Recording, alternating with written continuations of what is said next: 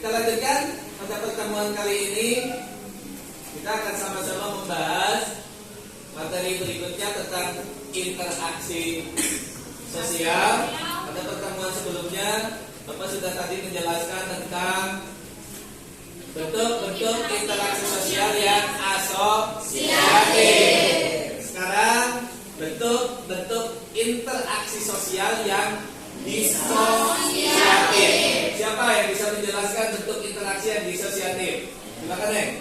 Interaksi sosial disosiatif adalah bentuk interaksi yang lebih mengarah kepada konflik dan perpecahan baik individu maupun kelompok. Oke, bagus. Tepuk tangan dong. Berbeda dengan bentuk interaksi yang asosiatif, kalau bentuk interaksi yang disosiatif itu lebih mengarah kepada konflik dan perpecahan. Kalau yang asosiatif kan mengarah kepada hal yang positif, yaitu persatuan, ya nggak? Contohnya apa tadi? Kerjasama, akomodasi, akulturasi, asimilasi. Kalau yang bentuk disosiatif itu lebih mengarah kepada konflik dan perpecahan.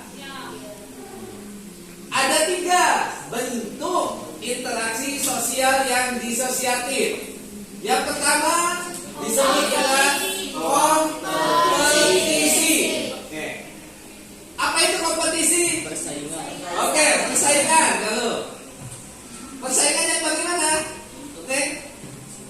Kompetisi persaingan yang bagaimana?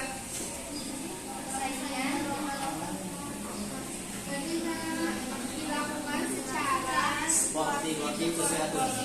supaya terasa padanya kejuran antar pesertanya. Oke. Persaingan itu adalah kompetisi.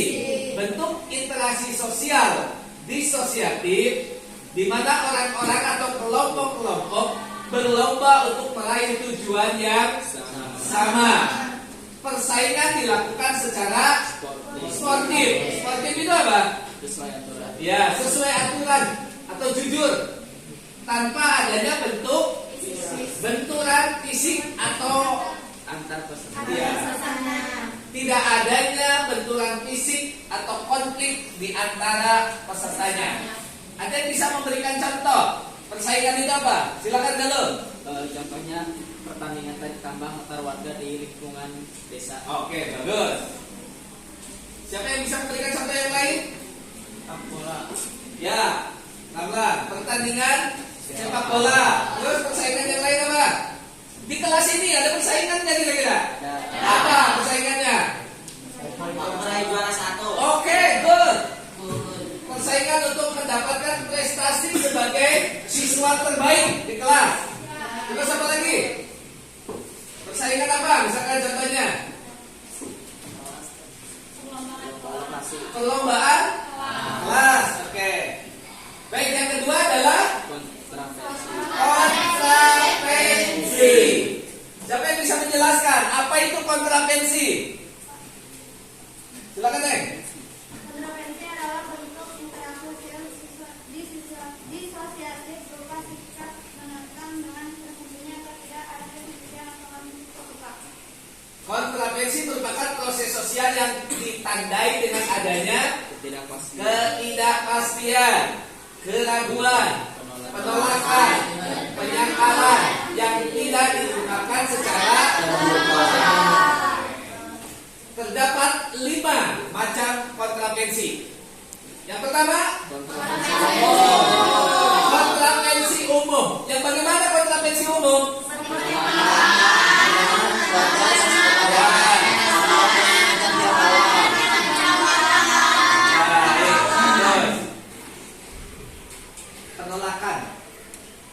Penolakan itu kan bisa nggak mau, protes, perlawanan, gangguan, mengancam pihak lawan, atau intimidasi. Itulah yang disebut dengan kontravensi umum. Yang kedua, baik, kontravensi sederhana, seperti menyangkal pernyataan orang di depan umum. Itu namanya kontravensi sederhana. Yang ketiga, kontravensi Kontravensi intensif, menghasut, dan menyebarkan menyebarkan desas-desus. Hoak, nah, berita hoak. Nah, itu termasuk ke dalam kontravensi intensif.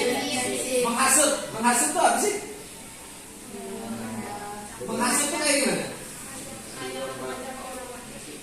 Menghasut. Oke, good. Akan tidak suka. Menghasut, menyebarkan desas-desus, informasi yang belum tentu benar. Hoak. Ya, sekarang bahasanya gitu. Yang keempat, kontravensi rahasia. Berkhianat tuh. Kadang-kadang kan ada tuh. Harusnya beda-beda sendiri. Nah, seperti itu. Oke, yang kelima, kontravensi taktis. Misalnya mengejutkan kelompok lawan provokasi dan intimidasi. Oke, bentuk yang ketiga dari interaksi yang disosiatif adalah konflik sosial. Konflik itu apa? Pertikaian, pertentangan. Konflik ditandai dengan adanya apa? Ancaman, kekerasan fisik antara pihak yang bertentangan dan oke, itulah yang disebut dengan konflik sosial atau pertentangan. Pertentangan terjadi karena apa? Adanya perbedaan paham dan kepentingan baik antara individu maupun kelompok. Ada berapa bentuk pertentangan atau konflik? Oke, yang pertama pertentangan pribadi. Siapa yang bisa memberikan contoh? Pertentangan pribadi. Pengertiannya bagaimana? Ya, pertentangan yang terjadi biasanya antara individu dengan latar belakang dan sebab yang bermacam-macam. Misalkan apa? Salah paham. Kira-kira gara-gara pacar juga bisa. Ya, Pak. Pertentangan pribadi ya. Nah, yang kedua pertentangan Rasial. rasial. Biasanya pertentangan rasial terjadi karena adanya kepentingan kebudayaan. Kemudian yang ketiga, pertentangan antar kelas sosial. Biasanya pertentangan yang terjadi antara buruh dengan majikan, antara bos dengan anak buah atau karyawan. Oke, pertentangan politik. Misalkan pertentangan yang terjadi pada saat menjelang pemilihan umum. Pertentangan politik. Bisa juga pertentangan politik terjadi antar negara. Yang kelima, pertentangan yang bersifat internasional. Biasanya ini disebabkan oleh kepentingan yang lebih luas. Ya, baik kepentingan nasional atau kedaulatan masing-masing negara. Oke, sampai sini paham? Jadi ada berapa bentuk interaksi yang disosiatif? 3. 1. Kompetisi. 2. 3. Ada yang ditanyakan sampai sini? Baik, kalau tidak ada, Bapak akhiri pembelajaran kali ini dengan mengucap hamdalah. Terima kasih atas segala perhatiannya.